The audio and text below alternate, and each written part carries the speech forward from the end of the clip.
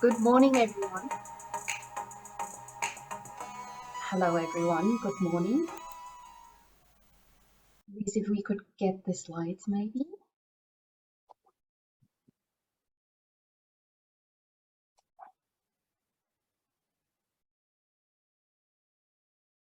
Sorry, we'll start in a second. We're just waiting for the slide. Here we go. Good morning, everyone, and welcome.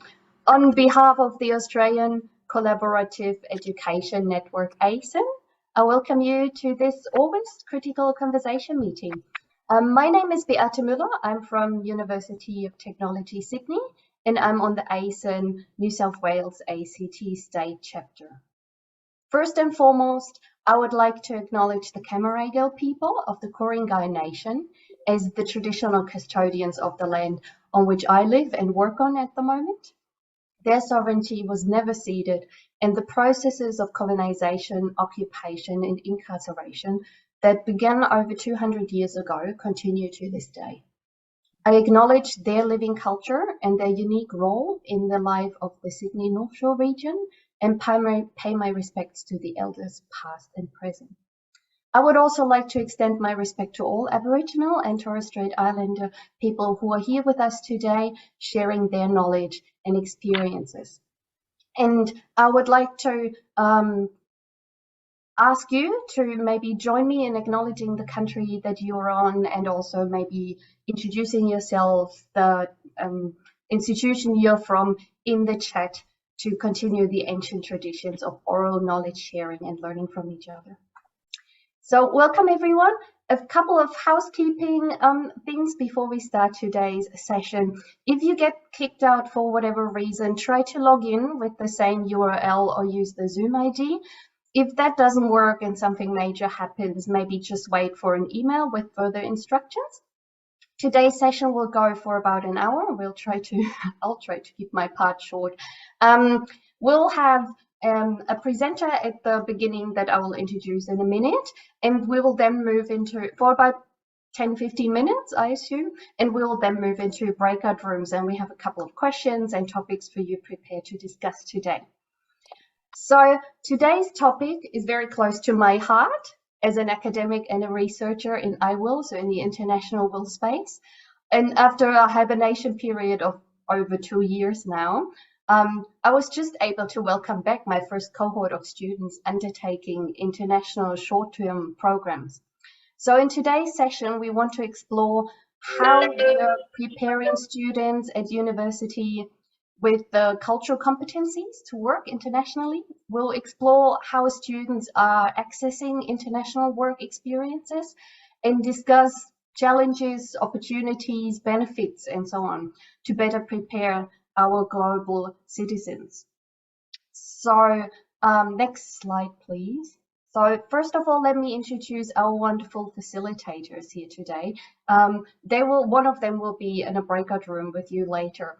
So we have Bonnie Jean in the background, managing technology and having a look at the chat, seeing what's going on. We have Joe Matthews from Monash University. Joe, give us a little wave. Hello.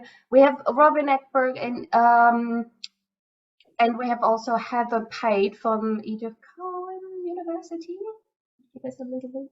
Hi. We have Liz Bracken from Charles Sturt and Teresa Winchester-Seater from UNSW. Both of them are also in the New South Wales ACT chapter with me here. Next slide, please. So let me introduce our facilitator, our presenter to you today. So we have Ashley Tanks with us. She's Executive Director Global at the University of Wollongong. Ashley has a wealth of experience in transnational education, global student mobility, global sport programs, international education partnerships, and global strategy. Welcome, Ashley. Thanks for coming today and talking to us about global WIL opportunities. We'll give the screen and the mic to you now, Ashley. Okay. Thank you so much for that kind introduction. Hello, everybody from Darwell country. I'm from the University of Wollongong, and I do run our global strategy division here at UOW. So I'm just going to share some of my slides, and I'll chat to you all for 10 or 15 minutes before we go out into breakout groups. So, as we discussed at the very start of the session, my background has largely been in student mobility. So I'm coming at Global WIL from a student mobility perspective and lens here. And student mobility, for those of you who don't work directly in student mobility or aren't fully aware, comes to us in many different forms. These are all the words and phrases that we use to describe student mobility. International internships, semester exchange, practicums, visiting research. Traditionally, we have called it study abroad or exchange here in Australia, but service learning programs, international credit transfer, and across Europe, you know, the Erasmus programs, etc., have been around for a long, long time. So there are a range of programs available that are facilitated through learning abroad or study abroad offices across Australia and worldwide.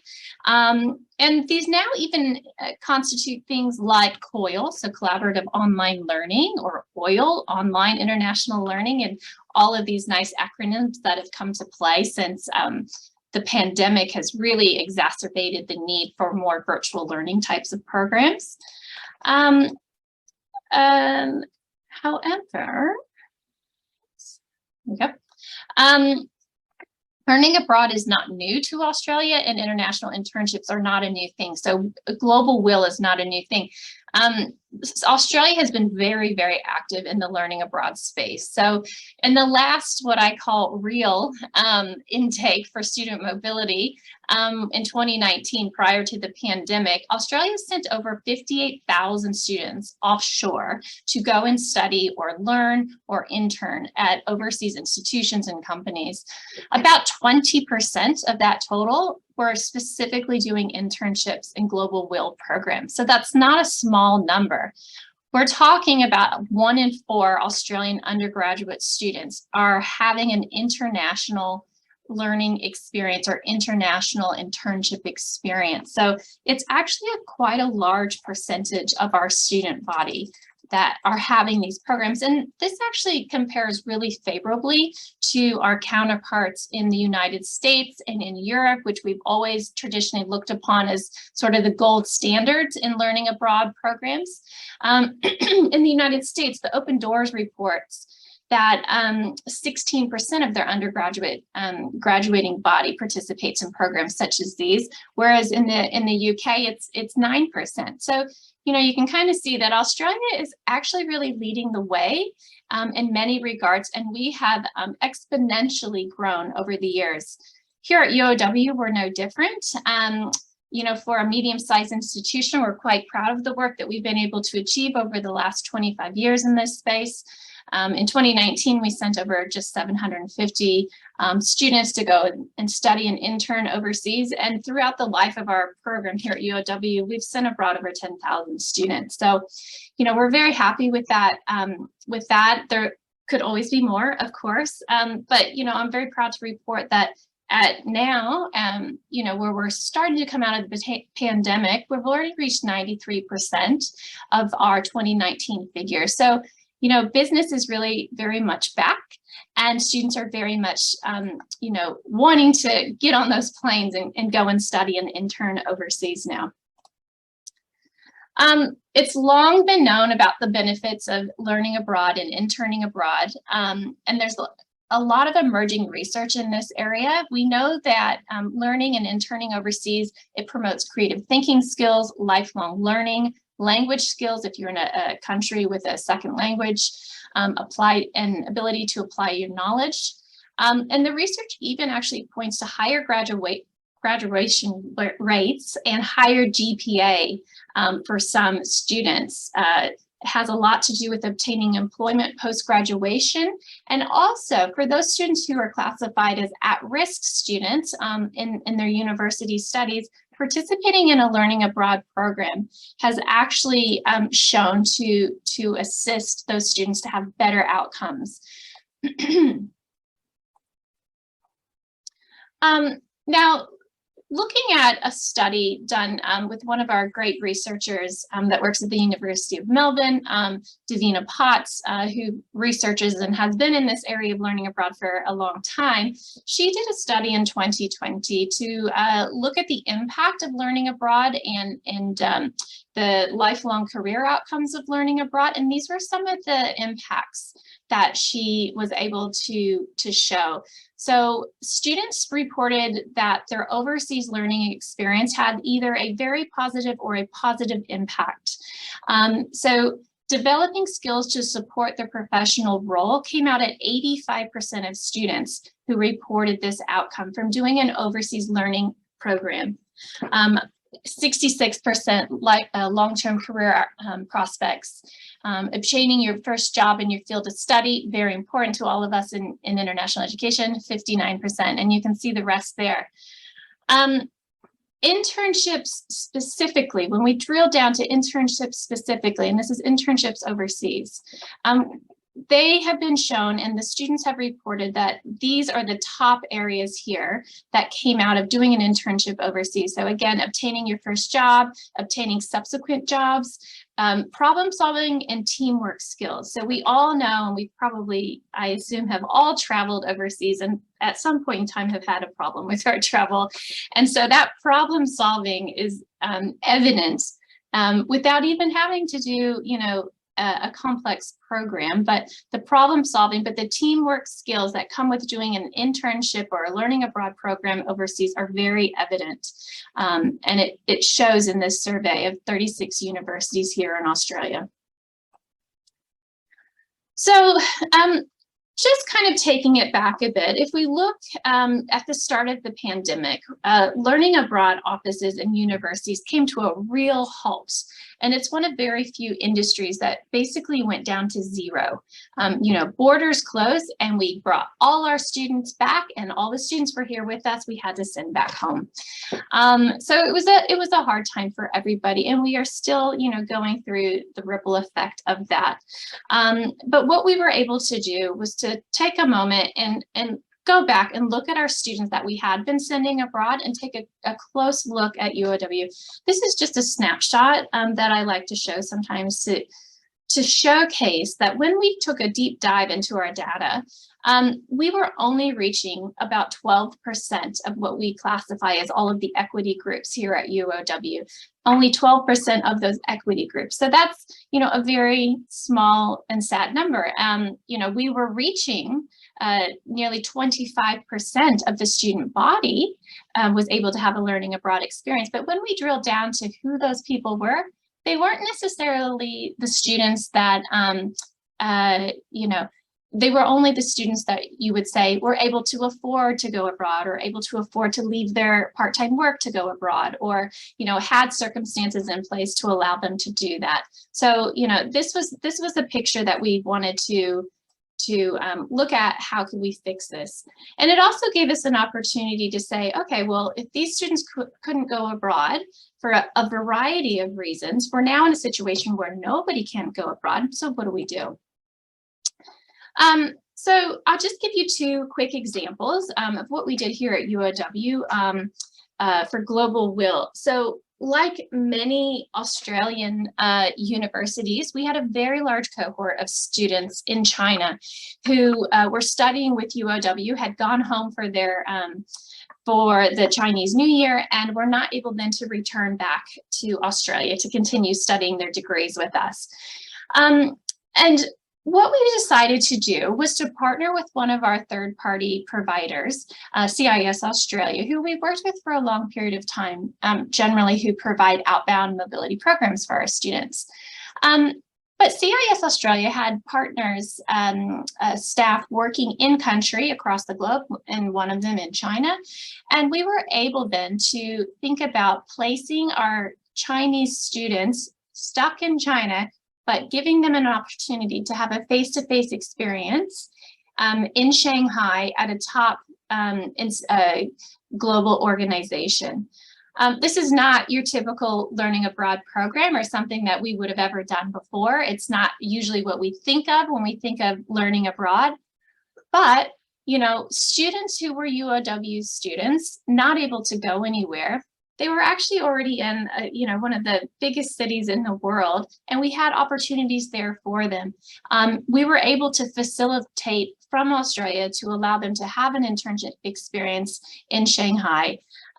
We're one of only 2 Australian universities who participated to place 6 rounds of student cohorts in 2021 during the pandemic. And, you know, those were 6 rounds of student cohorts that otherwise wouldn't have had a global experience. Global, even though it's in their home country, they were still able to do this as part of their degree towards their global learning. Another program, as an example that we offered, was through another provider who's partnered with UOW, Hacker Exchange, or HEX for short.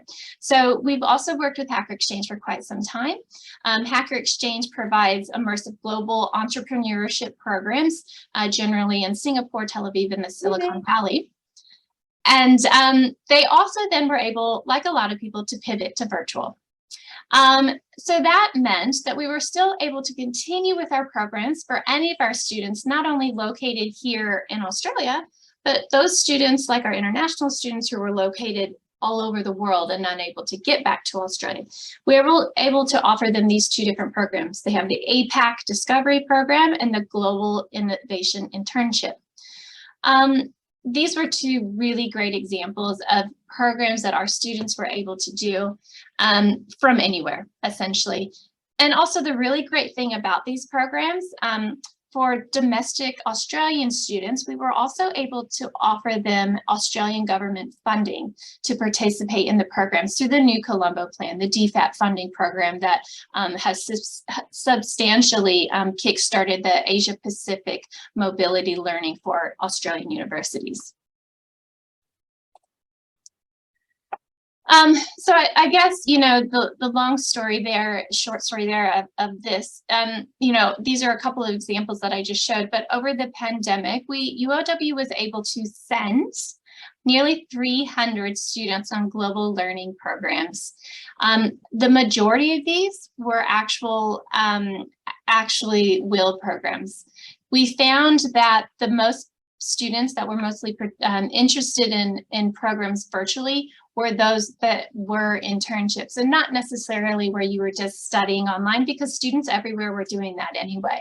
The internship element was actually something that you and I and all of us have been doing for the last several years now. And that's exactly what we then offer to our students, because this is what they're going to have to do as soon as they graduate. You know, it's a global world, and you no longer have to take your things and go into a physical meeting. You know, we now all meet just like this. And this is exactly the type of experience we gave to our students.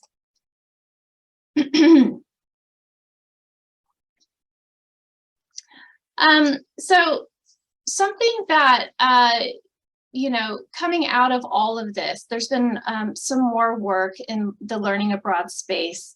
I sit with the IEAA, International Education Association of Australia, as the deputy convener on the Learning Abroad Network. And this has been the talk, you know, collaboration, advocacy, and risk management throughout the pandemic, because although mobility advisors and learning abroad offices and faculty and staff have always had a risk element involved in sending students abroad or doing global WIL programs, it really came to the forefront, right, of everyone's mind. And so there's some really great resources through IEAA, which I would encourage others to have a look at if you haven't. You know, not only some of the things I mentioned about the career learnings and the career outcomes of learning abroad programs, which is sort of great to showcase faculty and staff and sort of executive and management when you're advocating for these things.